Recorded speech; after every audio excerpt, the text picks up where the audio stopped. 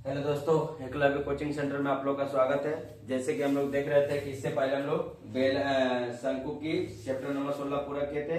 आज हम लोग चैप्टर नंबर 19 से स्टार्ट करने जा रहे हैं, जिसमें तीनों चीज बेलन, शंकु और गोला, ये तीनों चीज का क्वेश्चन इससे मिलेगा, जिसको गोलक बोलते हैं। तो सबका पहले थोड़ा थोड़ा फॉर्मूला देख ले, तो उसके बाद एक नंबर क्वेश्चन से हम लोग स्टार्ट करते हैं। तो पहले बेलन को देखते हैं। बेलन का आकार कैसा होता है? बेलन का आकार बेलनाकार होता है, ठीक है ना। बेलन का आकार बेलनाकार होता है।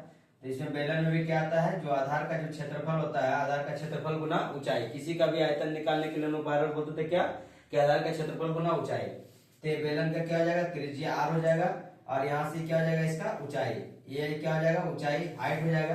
तो बेलन का अगर हम लोग बेलन का आयतन निकाले, तो बेलन का आयतन बराबर क्या होता है, ये हो गया बेलन, जिसको हम लोग सिलेंडर ही बोलते हैं। बेलन, सिलेंडर, सिलेंडर। तो इसमें हम लोग बेलन, गोलक और शंकु तीनों चीज का फॉर्मूला लगाएंगे। तो थोड़ा थोड़ा इसका फॉर्मूला देख लेते हैं। तो बेलन का आयतन क्या होता है, तो बेलन का आयतन बराबर होता है, बेलन का आयतन बराबर होता है पाई आर स्क्वायर एच, आधार का क्षेत्रफल गुना में ऊंचाई। बेलन का आयतन बराबर होता है आधार का क्षेत्रफल गुना में ऊंचाई, आधार का क्षेत्रफल गुना ऊंचाई, गुना ऊंचाई, आधार का क्षेत्रफल गुना ऊंचाई। आधार का क्षेत्रफल क्या होता है, तो जो वृत्त का क्षेत्रफल होता है वही क्या होता है, आधार का क्षेत्रफल। तो हो जाएगा पाई आर स्क्वायर, और ऊंचाई के लिए क्या लगाते हैं, एच। ऊंचाई के लिए क्या लगाते हैं, तो एच लगाते हैं। उसके बाद बेलन का वक्र पृष्ठ क्षेत्रफल देखते हैं। तो बेलन का वक्र पृष्ठ क्षेत्रफल क्या आ जाएगा, वक्र पृष्ठ क्षेत्रफल या पार्श्व पृष्ठ क्षेत्रफल, क्षेत्रफल बराबर हो जाएगा 2 pi R H, 2 pi R H, बेलन का वक्र पृष्ठ क्षेत्रफल हो जाएगा। संपूर्ण पृष्ठ क्षेत्रफल क्या होता है, तो बेलन का संपूर्ण पृष्ठ क्षेत्रफल बराबर, संपूर्ण पृष्ठ क्षेत्रफल बराबर, पृष्ठ क्षेत्रफल बराबर, संपूर्ण पृष्ठ क्षेत्रफल बराबर बेलन का वक्र तल का क्षेत्रफल प्लस आधार का क्षेत्रफल, ठीक है ना।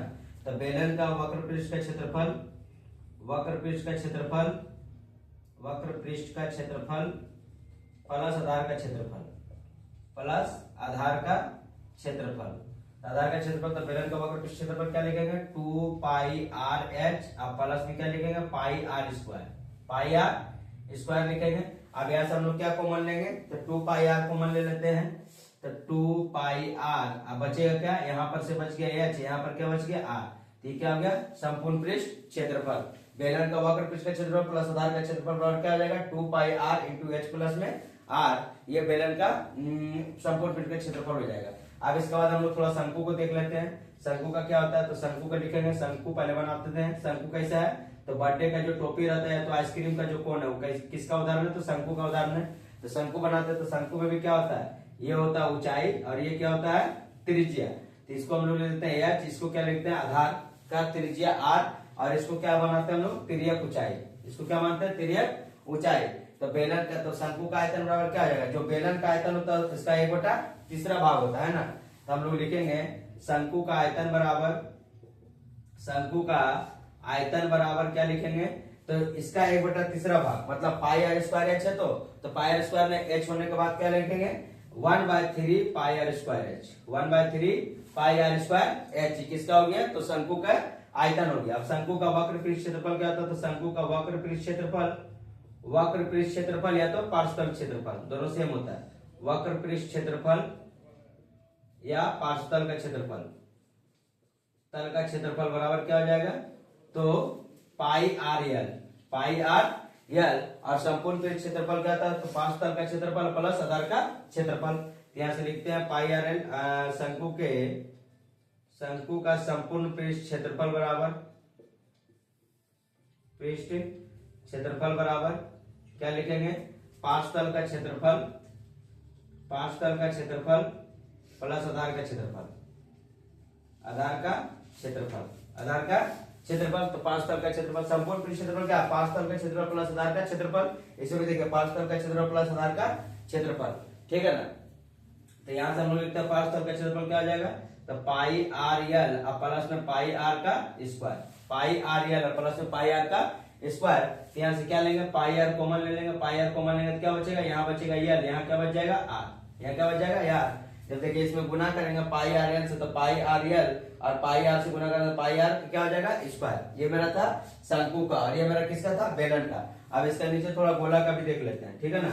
तो गोला क्या हो जाएगा, जिसको इसको हम लोग बोलते हैं शंकु, शंकु बोले तो कोन, ठीक है, ये इसका सूत्र हो गया। सूत्र इसलिए बता रहे क्योंकि 19 नंबर चैप्टर में गोला, शंकु और गोलक तीनों का सूत्र का प्रयोग किया जाता है। ठीक है, ये हो गया बेलन, ये हो गया शंकु। अब देखते हैं गोला।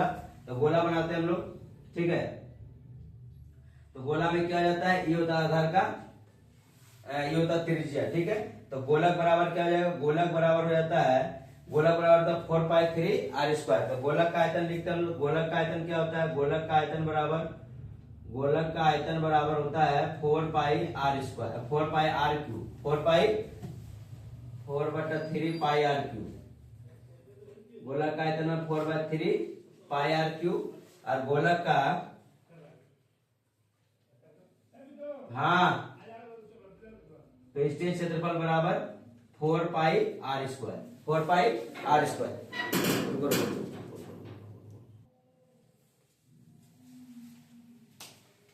ये आपका तीनों सूत्र था। ये तीनों सूत्र के साथ साथ ये 19 नंबर चैप्टर आपका स्टार्ट हुआ और 19 नंबर क्वेश्चन का हम पहला नंबर क्वेश्चन बनाते हैं। ठीक है ना, तो हम इन तीनों को मिटाते हैं। आप अच्छे से कॉपी में इसको नोट कर लीजिएगा।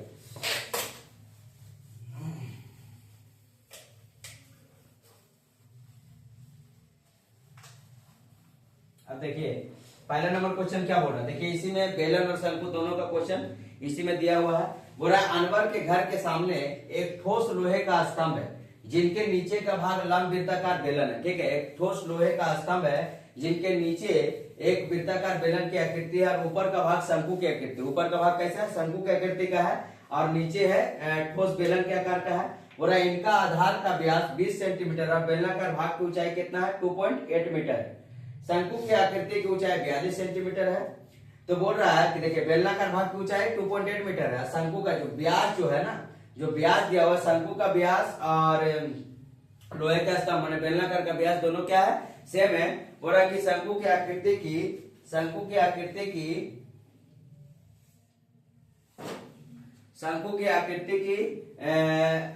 ऊंचाई दिया 42 सेंटीमीटर और इसका कितना ऊंचाई दिया हुआ है, 2.8 मीटर। तो एक घन सेंटीमीटर लोहे का वजन इतना ग्राम होने से लोहे का स्तंभ का वजन, टोटल लोहे का स्तंभ का वजन कितना। तो पहले हम इसका फिगर ड्रॉ करते हैं। और कि घर के सामने एक ठोस लोहे का स्तंभ है जिनका नीचे लंब वृत्ताकार बेलन है। जिनका नीचे देखिए ये क्या है, लंब वृत्ताकार बेलन है। ठीक है, बेलन है और ऊपर की आकृति शंकु के आकार का। ऊपर की आकृति किसके आकार का है, शंकु के आकार का। किसके आकार का, शंकु के आकार का है। इसको हम क्या बनाते हैं, पहले शंकु के आकार बनाते हैं। शंकु के आकार का बनाते हैं तो शंकु का आकार हो जाएगा। यहीं पर किसका बेलन, बेलन का एक लंब वृत्ताकार बेलन है। इनका आधार का व्यास 20 सेंटीमीटर, मतलब जो बेलन का आधार का व्यास है वो शंकु के आधार का व्यास है। तो देखिए ये इसका क्या निकल जाएगा, ऊंचाई। ये क्या निकल जाएगा, व्यास। इस शंकु का व्यास है, ठीक है ना। और यहाँ से किसका व्यास निकलेगा, तो ये बेलन का व्यास निकलेगा। किसका व्यास निकलेगा, बेलन का। अब बेलन को ऊंचाई हम लोग यहाँ से लेंगे। बेलन की ऊंचाई कहां से लेंगे, यहाँ से h। इसका ऊंचाई भी यहाँ से ले लिए h। इसका भी मान r, इसका भी मान क्या मानेगा, r। और दोनों का व्यास अलग अलग। तो पहले हम लोग किसका निकालते हैं, शंकु का निकालते हैं तो बेलन का निकालते हैं। जिसका निकालना निकाल लेना आपको। पहले निकालते हैं हम लोग कि किसका दिया हुआ है, लंब वृत्ताकार बेलन की आकृति, ऊपर का भाग शंकु की आकृति को, उनका आधार का व्यास 20 सेंटीमीटर। यहाँ पर पहले बेलन के लिखते हैं। तो शंकु बेलन के का व्यास कितना दिया हुआ, 20 सेंटीमीटर। बेलन का व्यास 20 सेंटीमीटर निकाल लिए हैं। बेलन का अर्ध व्यास निकालेंगे तो बेलन का अर्ध व्यास क्या निकलेगा, व्यास का क्या होता है, आधा अर्ध व्यास। बेलन का अर्ध व्यास निकल जाएगा मेरा r, त्रिज्या बराबर 20/2 करेंगे कितना निकल जाएगा, 10 सेंटीमीटर। कितना सेंटीमीटर, 10 सेंटीमीटर। जो बेलन का व्यास है वो भी किसका व्यास है, शंकु का ही व्यास है। तो बेलन का व्यास निकल गया। अब देखिए बेलनाकार भाग की ऊंचाई, देखिए बेलन की ऊंचाई कितना दिया, 2.8 मीटर। 2.8 मीटर लिखेंगे यहाँ। बेलन की ऊंचाई बराबर, ऊंचाई मतलब हाइट बराबर कितना लिखेंगे, 2.8 मीटर लिख देंगे। 2.8 मीटर, ये क्या है, मीटर है ना। 2.8 मीटर है, मीटर सेंटीमीटर, सेंटीमीटर सेंटीमीटर हो, मीटर नहीं होगा, सब सेंटीमीटर में सेंटीमीटर हो, ठीक है, सेंटीमीटर। यहाँ पर हम लोग लिख देंगे 2.8 सेंटीमीटर। 2.8 सेंटीमीटर बेलन की क्या हो जाएगा, ऊंचाई। तब निकालेंगे बेलन का आयतन। तो बेलन का आयतन बराबर क्या हो जाएगा, बेलन का आयतन बराबर, एक सेकंड थोड़ा ऊंचाई देख लेते हैं, सेंटीमीटर और मीटर।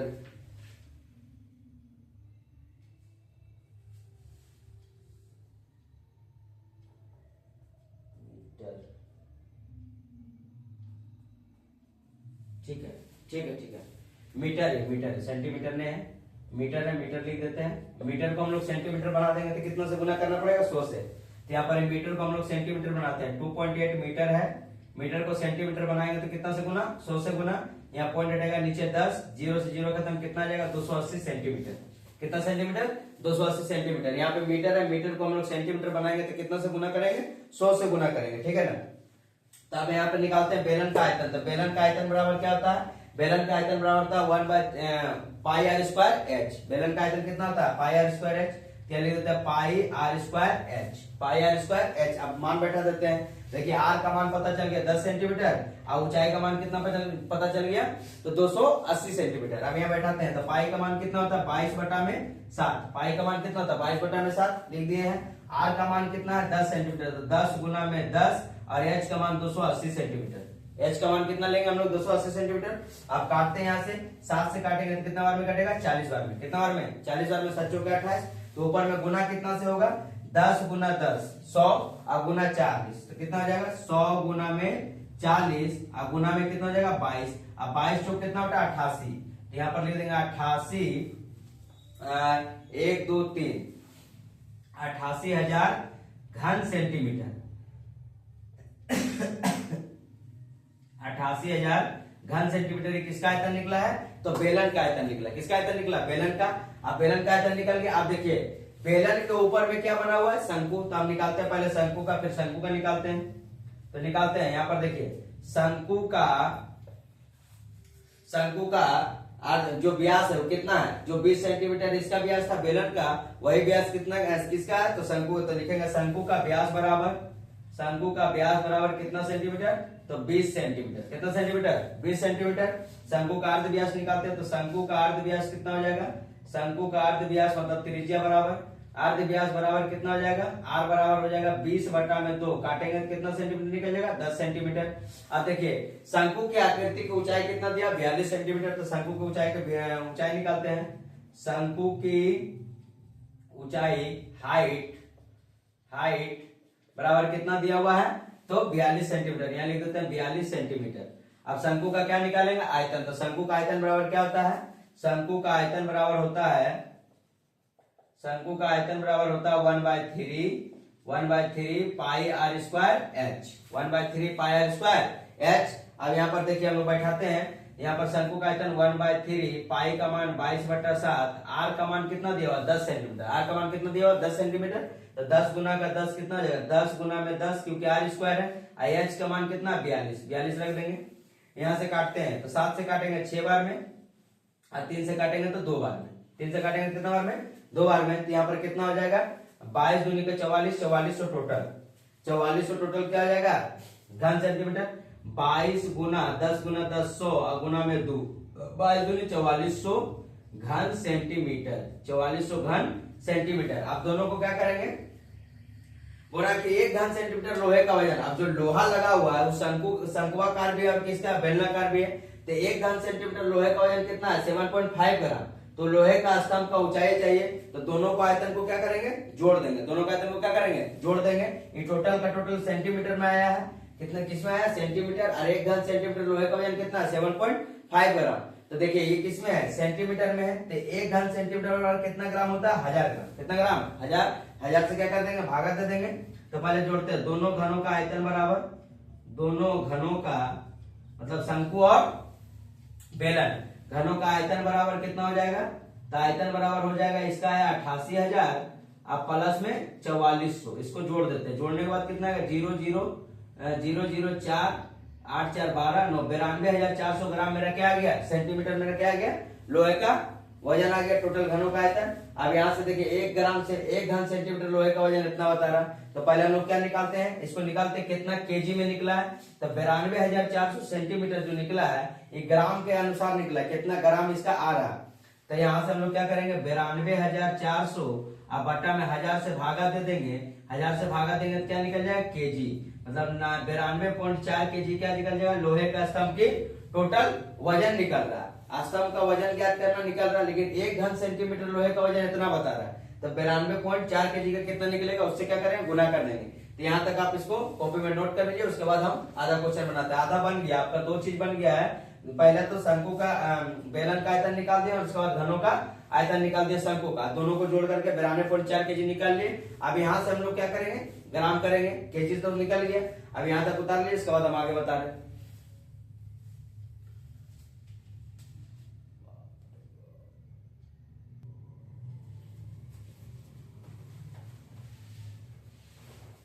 यहाँ पे देख ली टोटल कितना आ गया 92.4 केजी। ये 1000 से भागा इसलिए कि देखिए 1 घन सेंटीमीटर बराबर कितना ग्राम होता है, 1000 ग्राम। 1 घन सेंटीमीटर बराबर कितना ग्राम, 1000 ग्राम के बराबर होता है, इसलिए हम इसको किस में निकाल दिया, 1000 से भागा देने के बाद सेंटीमीटर को किस में बदलते हैं, केजी में। अब यहाँ से बनाते हैं हम लोग कि लोहे का वजन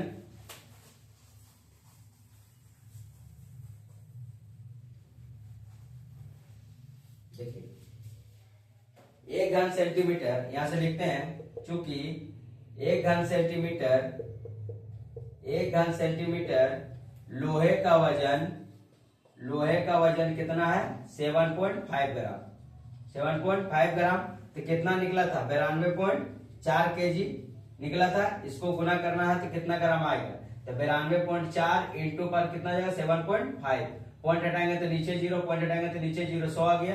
काटने से कट जाएगा, 5 से काटते हैं तो 5 से 15 बार में, 5 से 2 बार में, फिर काटते हैं 5 से 2 बार में, 5 से 3 बार में, 2 दूनी के 4, 4 से भागा देते हैं 924 में, 924 2 से काट देते हैं डायरेक्ट 924 को, 924 गुना में 3, 2 दूनी के कितना हो जाएगा 4, 4 से काटते हैं 4 दूनी के 8, 4 दूनी के 8, 1 2 4 3 के 12, 4 एकम 4, 231 कितना हो जाएगा 693 ग्राम। ये टोटल किसका वजन है, तो लोहे का स्तंभ का टोटल वजन है 693 ग्राम। यही मेरा क्या हो गया, आंसर हो गया। अब इसके बाद अगला क्वेश्चन हम लोग 2 नंबर देखते हैं।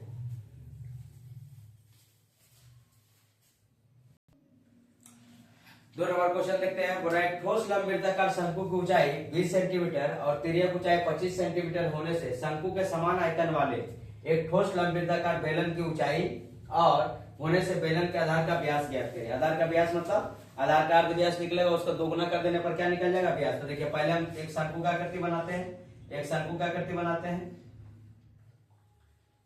आकृति यार हो गया मेरा, ये क्या हो गया एच।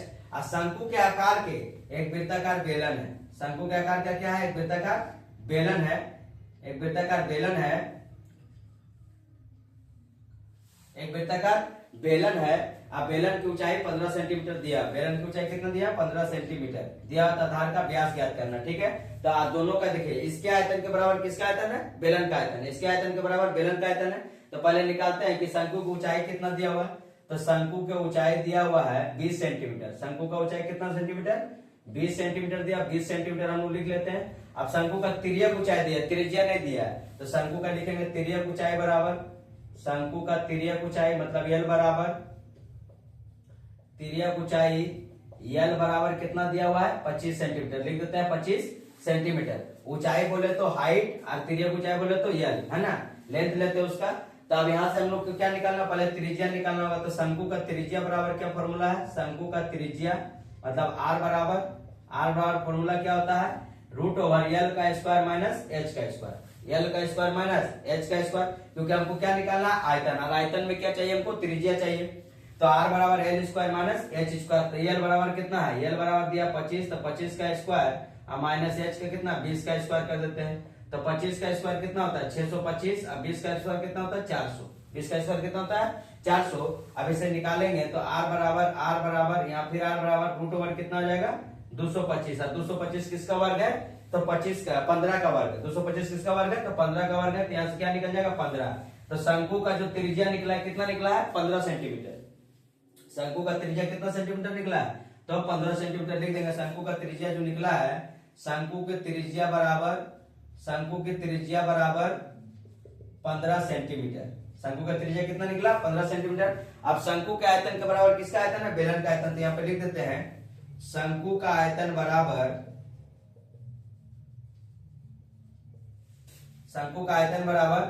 बेलन का आयतन।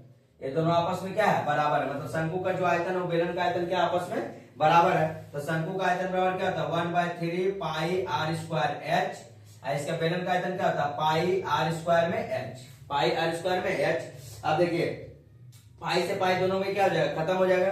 पहले लिखते हैं 1/3 पाई, आर का मान कितना है शंकु का, तो शंकु का त्रिज्या का मान कितना है 15 सेंटीमीटर, लिख देंगे 15 सेंटीमीटर, 15 गुना में 15, आईएच कितना दिया हुआ 20 सेंटीमीटर, शंकु का देखिए ऊंचाई कितना दिया हुआ 20 सेंटीमीटर, यहाँ लिख देंगे 20 सेंटीमीटर, बराबर पाई आर स्क्वायर, बड़ा बेलन की ऊंचाई 15 सेंटीमीटर दे रहा, बेलन का व्यास निकालना, तो बेलन का व्यास निकालने के लिए क्या है, त्रिज्या दिया हुआ है, तो यहाँ पर लिख देंगे त्रिज्या आर स्क्वायर, और हाइट कितना दिया हुआ देखिए, बेलन का ऊंचाई जो दिया हुआ है 15 सेंटीमीटर, तो बेलन की ऊंचाई यहाँ पर लिख देंगे 15 सेंटीमीटर। अब क्या करेंगे, बराबर में तो दोनों क्या हो जाएगा, आपस में कट सकता है, तो देखिए पाई से पाई क्या हो जाएगा खत्म, पाई से पाई क्या हो जाएगा खत्म, अब 15 से 15 भी क्या हो जाएगा खत्म, 15 से 15 खत्म, और 3 से काटेंगे 15 को तो 5 बार में खत्म, 5 बार में क्या हो जाएगा ये भी खत्म, तो 5 बचे 20 बचे कितना गया 100, तो 100 बराबर क्या गया आर स्क्वायर, 100 बराबर क्या गया आर स्क्वायर, तो आर जब निकालेंगे तो 100 का क्या हो जाएगा रूट ओवर बराबर क्या निकल जाएगा आर, रूट ओवर बराबर क्या निकल जाएगा आर, तो 100 किसका वर्ग है तो 10 का, तो त्रिज्या कितना निकल गया आर,